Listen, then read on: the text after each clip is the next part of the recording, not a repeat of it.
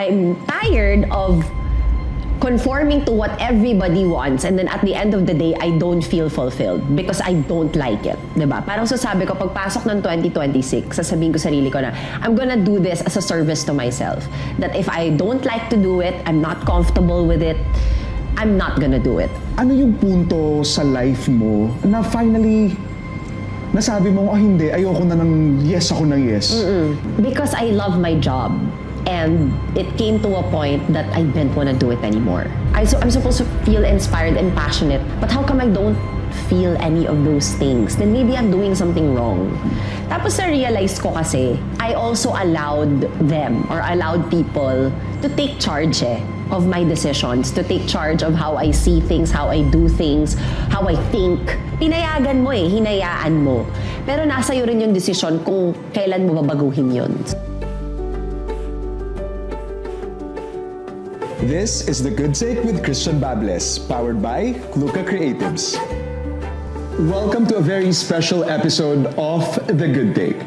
Today is a beautiful disruption of our usual format because we are doing a powerhouse crossover. This is the Bear It All and The Good Take with Christian Bables collab. Our guest today is a phenomenal digital creator, a brilliant entrepreneur, and a fellow podcaster who knows exactly what it means to strip away the filters and keep it real.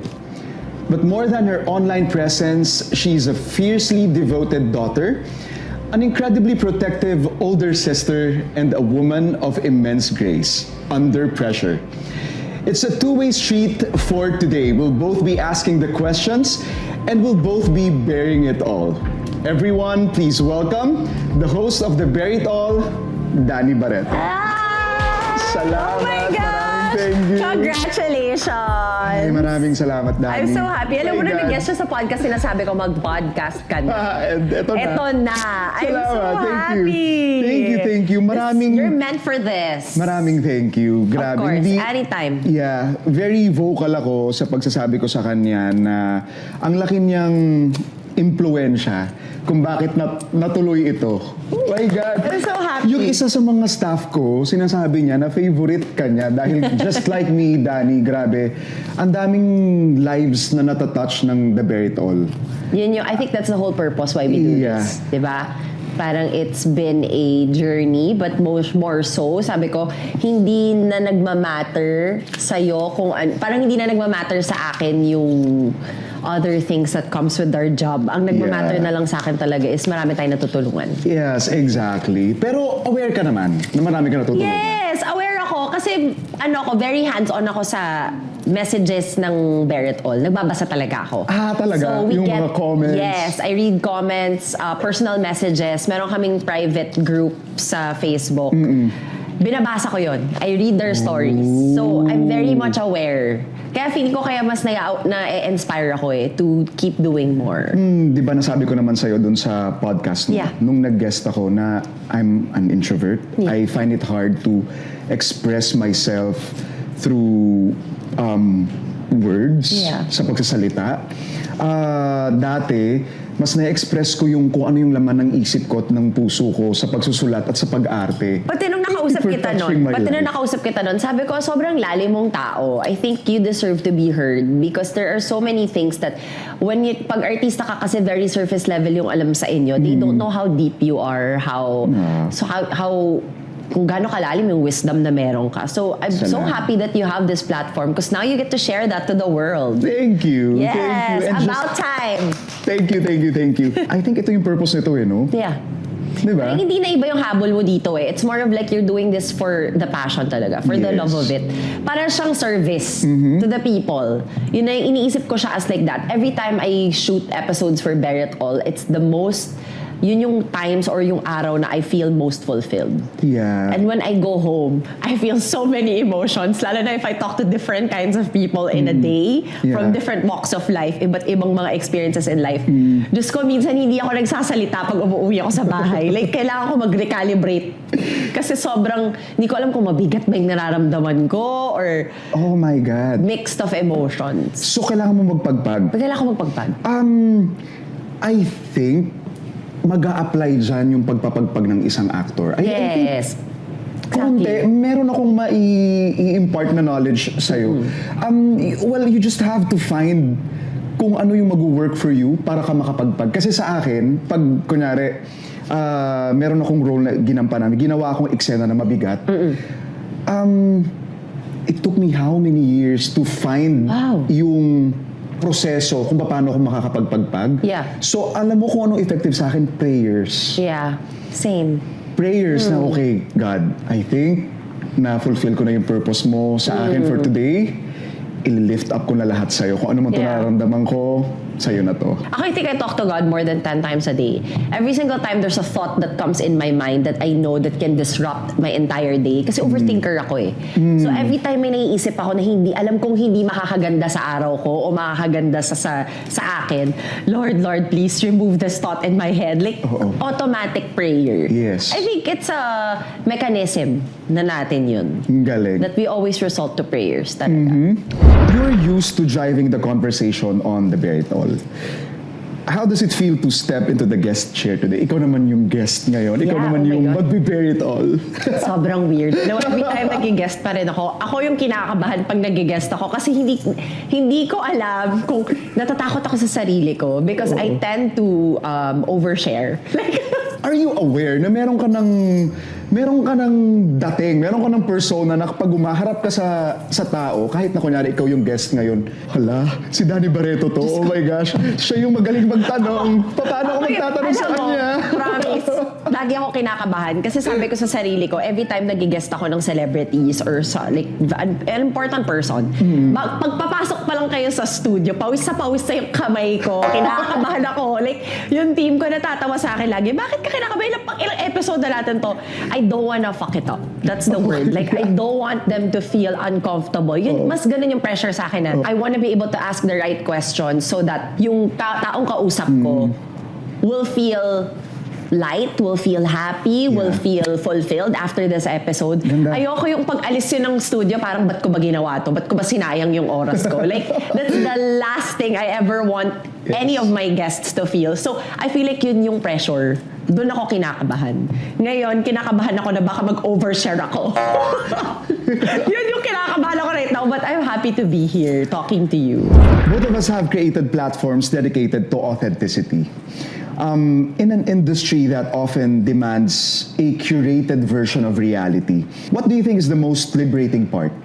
And perhaps the scariest part of putting your real, unedited self out there? Well, I think that's a choice eh. Being authentic is always a choice. If you choose to not be authentic, then that's a choice you have. That's the choice you made. Kasi I feel like there is some sort of uniqueness to a person that's authentic to themselves. Eh. For me, unique yun. Kasi hindi lahat ng tao ganun. Most of the people na nakakasilamuha mo sa industry, sometimes there's a front or there is some sort of boundary na I cannot show this part of myself because of such reason. So, no judgment there.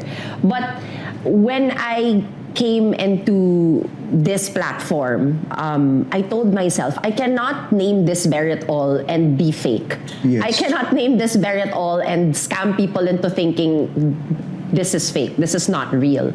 Sabi ko, if this is Bear It All, they're gonna get the best of me. They're gonna get the real me. And they get surprised, ha? Every time people see me in public and they talk to me, they get so shocked that it's not a persona. It's not branding. Kasi normally, di ba, when you have a show, people think na may branding ka eh. Yun kapag on-cam ka. Yes. Pero hindi ka ganun off-cam. Nagugulat yung tao sa akin na I'm the same person.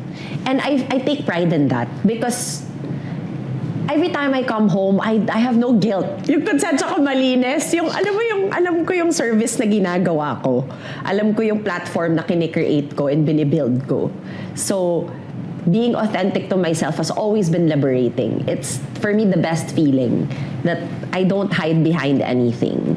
God is my witness. Nasabi ko talaga dun sa staff ko, sa handler ko, tsaka sa road manager ko, nang feeling ko ang ganda ng pagpapalaki kay Danny. Sobra. Ang ganda ng pagpapalaki sa'yo kasi hindi mo mararamdaman na angat ka sa iba. Ayoko paramdam yun kasi pag pinaparamdam sa akin yun, Oh my God, grabe yung intense feeling na nararamdaman ko. You know, I've been through rooms. I've been through events. I've been through places that I feel that I'm not supposed to be there. Kasi naparamdam sa akin ng mga tao sa paligid ko na hindi ako dapat nandun. Oh my God, the anxiety that I feel every time. There's one instance I went to a specific party and I really felt that, what am I doing here? Like, why am I even invited here? Like, it wasn't purposeful that they made me feel that way. But I felt that way because siguro of how I felt na, bakit parang ganito yung mga taong nasa paligid ko? May energy. Alam mo, I believe in energies eh. It was just that energy. And I really told myself that I can never ever make anybody feel this way around my presence. Kasi Thank you. ang sakit sa feeling na pag umuwi ka sa bahay na parang hindi ka belong sa isang place. Or effort kang pumunta doon, tapos pag uwi mo sa bahay, you feel like, why did I do that to myself? Alam mo yun?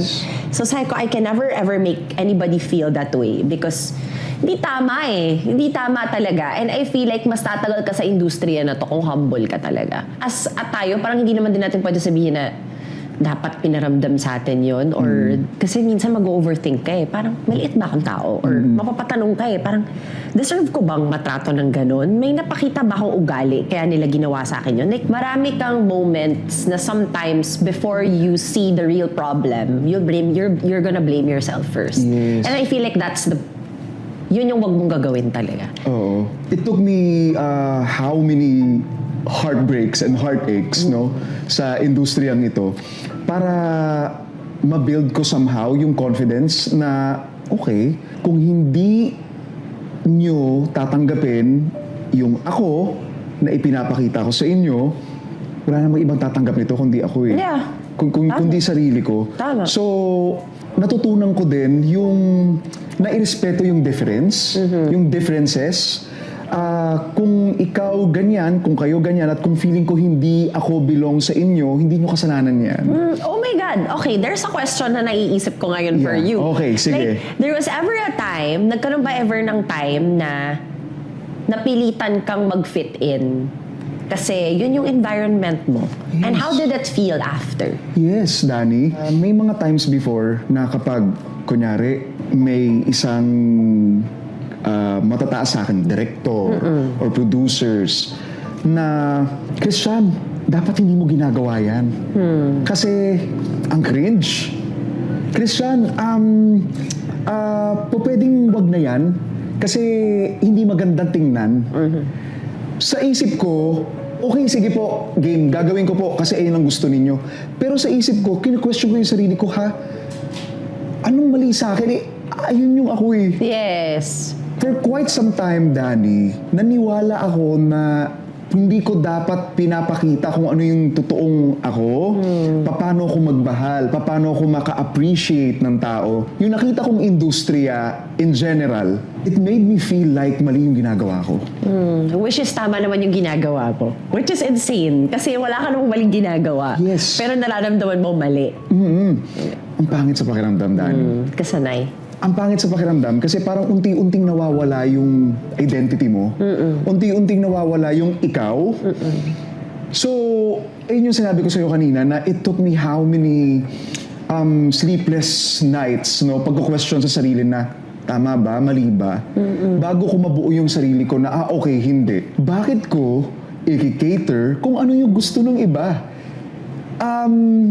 Bakit hindi ko mahanap yung strength ko to cater naman kung ano yung gusto ko?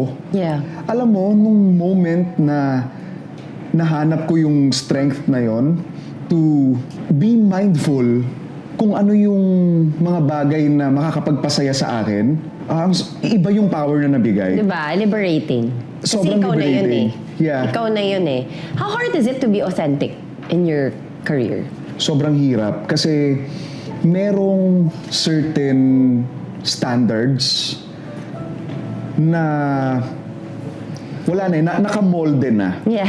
Kung baga, nakaset na yung standards na yun, susundin mo na lang. Para may formula na. May formula na. Kung ano yung dapat maging ikaw at maging hindi ikaw, kung ano yung dapat maging tama at maging mali. At kapag hindi ka nag-fit sa molding yun, automatic mali ka. Yeah. Automatic kailangan mong Baguhin yung sarili mo. baguhin yung sarili mo kahit na nagsasuffer mental health mo na at yung identity mo na. Exactly. So, ang hirap. It will take you a lot of courage and strength para matindigan mo yung sarili mo at matindigan mo kung ano ka talaga. Yeah. Pero, once na mahanap mo yung footing mo, once na mahanap mo yung strength na yon, very liberating. Yes. Very liberating. Wala nang magsasabi na wala na ang may kayang magsabi sa na Christian, mali yan, ito ang tama. Sorry, with all due respect, ito yung tingin kong tama Ito yung tingin kong makakapag patulog sa akin sa gabi. Yeah. Pipikit na lang ako, hindi ako mag-overthink. Hindi ko ipupulis yung sarili ko, makakatulog ako na mahimbing.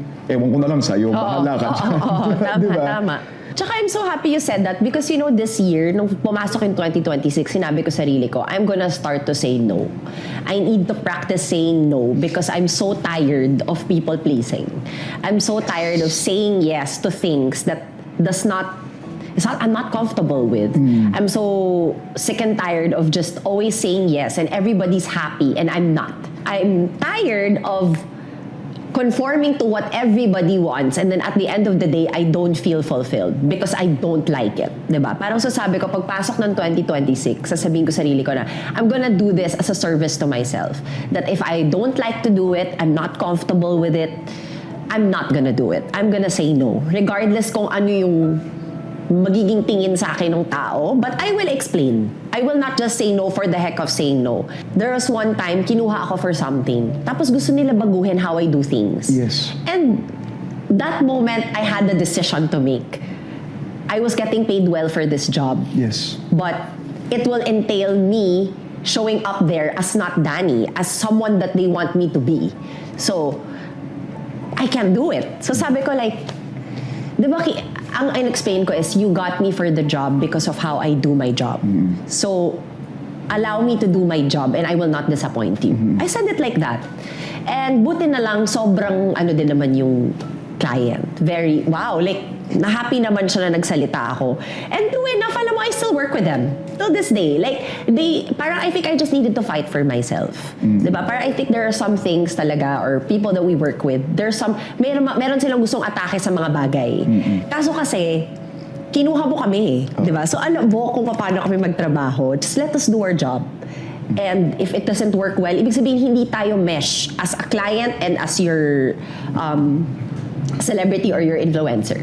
It's tama yung sinabi mo kanina. It's the most freeing thing in the world when you get to do things that you can say no. You're allowed to say no. And I feel like yan yung nagiging sakit ng ibang tao ngayon. Natatakot sila mag-no. Yes. I'm sure maraming makaka-relate or maraming mga tao na may currently pinagdadaanan pa rin yung ganyan ngayon.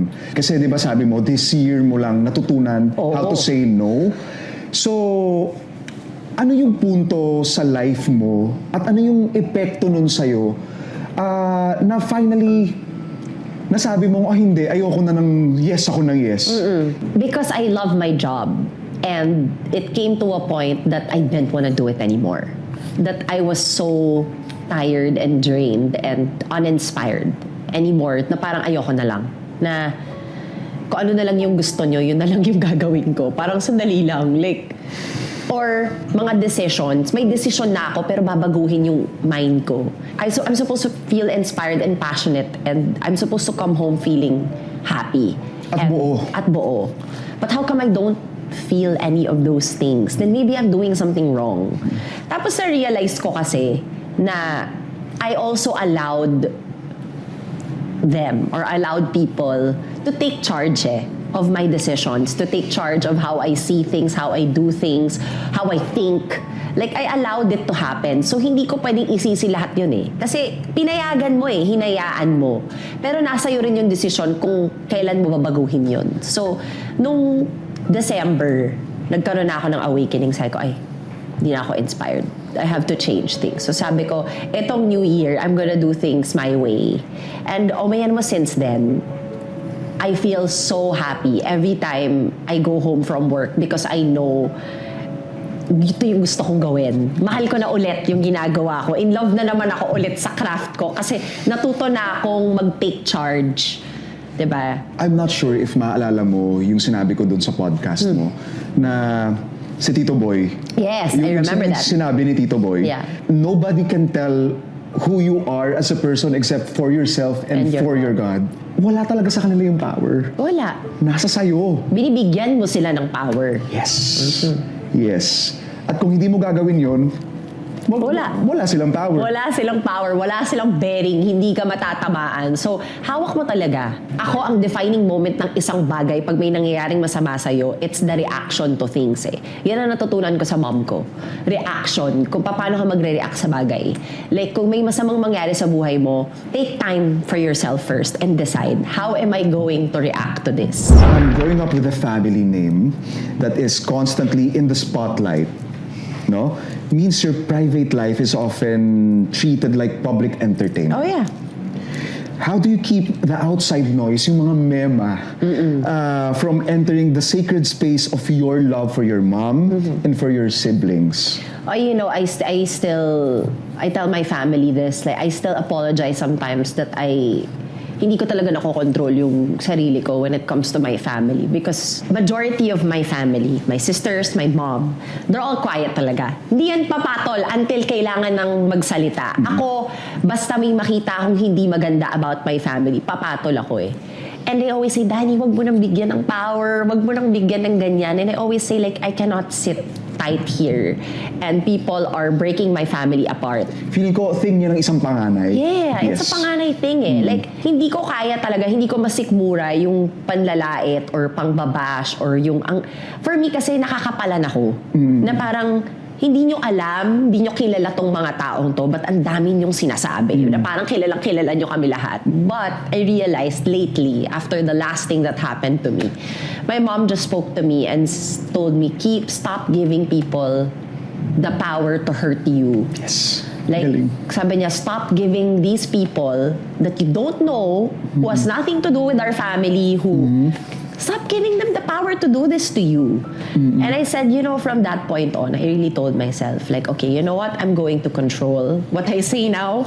I'm going to practice self-control.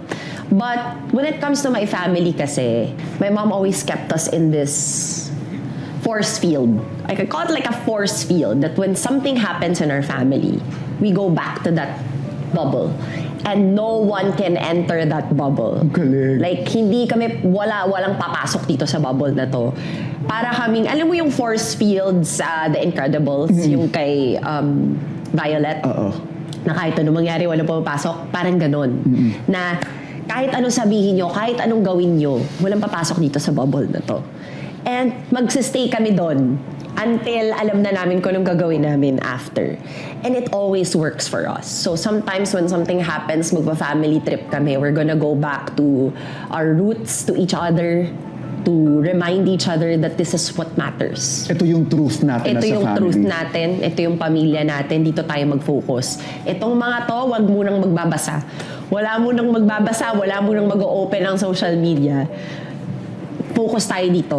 Kasi kapag pinayagan natin silang pumasok, baka masira to eh. Alam mo, Danny, feeling ko nangyayari din yan sa isang normal na pamilya. Yes! Yeah. Hindi lang napapublicize. Oo, hindi na napapublicize. Nagkataon lang na may pangalan kayo, no? Lahat kayo may pangalan, pero nangyayari din ito sa mga normal na pamilya. Thank you for saying that. Yeah.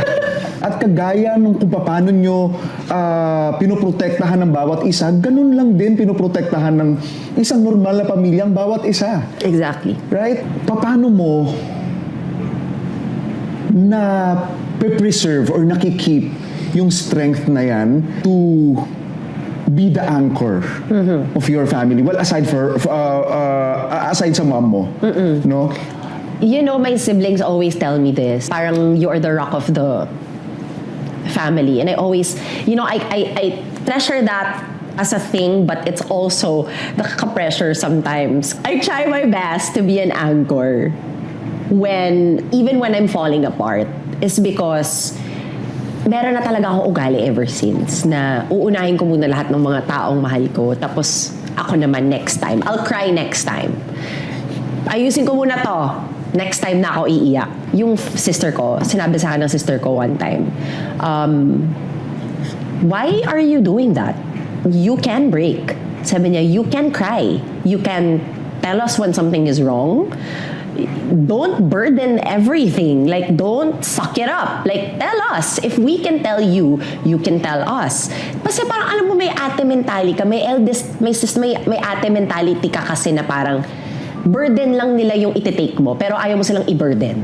Yung, kung ano yung problema nila, yun ang i-absorb mo. Pero pag yung problema mo, hindi mo yun ibabalik sa kanila. Kasi, huwag yun ang maramdaman. Kaya ako nga kayo pinoprotektahan eh. Kasi ayoko yung maramdaman yung nararamdaman ko. So, bakit ko sasabihin? Tapos may time na kasama ko yung mga best friends ko, tapos nandun yung sister ko. Tapos yung mga best friends ko, syempre, nagbabanter kaming tatlo, tapos natahimik yung kapatid ko. Parang sabi niya, I didn't know you were going through this. Like, parang nakita ko sa face niya na nawawala siya. Na hindi niya alam na yun yung nangyayari sa akin. And I really felt bad. Kasi, very close kami ng kapatid ko eh. So, parang lagi kami magkasama. Bakit hindi ko sinasabi sa kanya yun? Parehas tayo. Diba? Bakit kami magkasama? So, nakita ko sa face niya na parang bakit hindi ko alam. And I had to explain. And I say like, it's because I don't wanna burden you with my problems. You have your own problems. Ayoko nang dagdagan pa yung mga problema mo. Pero ang bilis kasi i-counter sa akin yun eh. Eh bakit yung problema ko ina-absorb mo? Pero may problema ka din naman. Diyos ko po, baka tayo magkaiyak. Magkaiyakan tayo talaga dito. Naiiyak na ako kaya tinigil ko yung sarili ko eh. Ay, Ako ako. din, buhay ko yung mga kapatid ko. Same. Sobra. Nanay ko, buhay ko. Pamilya ko, buhay ko. Yeah. Sasalo ko ng bala para sa mga yan. Exactly. Merong isang punto sa life ko, Dani, na napaka-question ako. Okay, shield nila ako, pero sinong shield ko? Yes! That's what I always tell myself! Yeah. Shield ko. Wala. Sinong shield ko? Ayoko silang ma-burden. Ayoko silang masaktan. Yeah. Pero ang bigat-bigat na. Paano? Paano? Right? Ayun, I guess, yung isang common problem ng Yeah, panganay. mga panganay. I think it's a thing. Common problem yan ng panganay and hindi siya parang tayo lang nakaka-experience. Oo. Madaming nakaka-experience. At saka, Dani, ang persona natin sa kanila, very strong tayo. Yeah. Na hindi na nila natatanong kung okay lang. Yeah. Ako na, babaliktad tayo. Ako natatanong ako, hindi ko sinasagot. Binabalik ko yung question. Okay ka How lang. are you? Diba? Binabalik ko. Hindi ko sinasagot. Kaya ako sagutin. So, babalik ko, how about you? How are you? Come over. Yung talagang ititipto ko yun. Pero kinulat ako ng kapatid ko. You can tell me anything. You're not hindi ka hindi ka pabigat, hindi ka nakaka-add sa problema ko. Tell me. Doon ko nakita, alam mo, doon ako parang feeling ko naiyak ako kaya napatigil ako nung time na yun kasi nakita ko yung mukha niya na lost siya. And ayoko ma-feel niya yun kasi kasama ko siya like 3 times a week. Yes. At kami magkasama. So parang nakita ko yung sa face na parang, what? You're not okay? Alam mo yung parang, Yes. Pero alam mo, ako naniniwala ako na si God, kita niya kung ano yung made up natin bilang mga panganay. Kita niya kung anong laman ng puso natin. Magbibigay siya, maybe at tao, Yeah, or mga tao. kaibigan, or partner. Agree. Na ito naman yung nag-aalaga sa atin. nag-aalaga sa atin. Agree. 100%. Oh Right? God. Agree. Parang ako naman yung nag-overshare. Napag-usapan kasi yung... Podcast mo naman to. Oo. Pwede ka mag-overshare. Sorry. Napag-usapan kasi yung kapatid. Dumating kasi yung punto, Dani, na sobrang mahal ko nga yung mga kapatid ko, di ba? Ang tingin ko sa kanila, baby pa rin. Yeah. Ang hirap. Ang hirap. Ang hirap. So, umabot din ako dun sa point na, okay, malaki na pala kayo, meron na kayo sariling mga desisyon sa buhay na kailangan kong pagkatiwalaan para mag-grow din kayo. To no matter how painful it is, or even if alam mo nagkakamali na parang, no, don't do that. Yes. You cannot utter the words, you Oo. cannot say it, you're just like, are you sure? Is this your decision? Oh my gosh, I can relate. Ikutin mo, parang, sigurado ka ba dyan? I'll support you whatever you decide, but sure ka ba? Yung mga ganyan, pero hindi mo pwede sabing wag mong gawin yan. Kasi lalayo talaga loob nila sa'yo eh. You won't be a safe space. Bakit ka ganyan? Ang galing mo, Dani. You won't be a safe space. You don't want, Yes. ayaw mo na yung mga kapatid mo hindi ka na safe space. Kaya tayo eldest for a reason. We're Yes. supposed to be their safe space no matter what. So, when they feel that they're not heard or seen by us, and tayo dapat yung laging nakakakita at nakakarinig sa kanila. So, Without judgment. Without judgment. So, the minute that they feel that, they'll confide in someone else. And ang nakakatakot doon is hindi mo alam kung kanino sila nagko-confide. Paano kung maling tao yon, maling advice, so maling landas, di ba? Yes. So, we have to adjust. We have to suck it up sometimes. Oh my God, mabuhay ang mga panganay. Yes, mabuhay Mabuhay talaga. ang mga panganay. Oh my God, mabuhay. The willpower of being an eldest. I tell you Yes. talaga. Kailangan may trophy tayo, ba't walang award? Diyos ko, kung may award, ang laki ng award natin. Yes. Yung mga ganyan kalaki. Ito, kaunting paano. This is my own I know. brand. Thank you. Oh my Wild God. I'm so Skin. excited to try this. Thank you, Dani. Oh my God. Thank you so And much. this one is from Heavenly Desserts. Yes, ang sarap by ng kape Chef nila, Jen. by the way. Yeah, thank I'm you. so excited. Thank you so much for Maraming this. thank you. Okay, for our money Ito question. na. Kinakabahan ako dito ah. Kung meron kang gustong i-retake sa buhay mo. Retake? Yeah, i-retake sa buhay mo. Ano yon at bakit? I-retake? Yeah. Oh my God! Alam mo, wala. Wala akong i-retake. Kasi kung ano ako ngayon, dahil yon sa mga bad takes ng buhay ko. So, kinailangan talaga ng mga bad takes para makuha ko yung good take. And that's Yeah. the good take.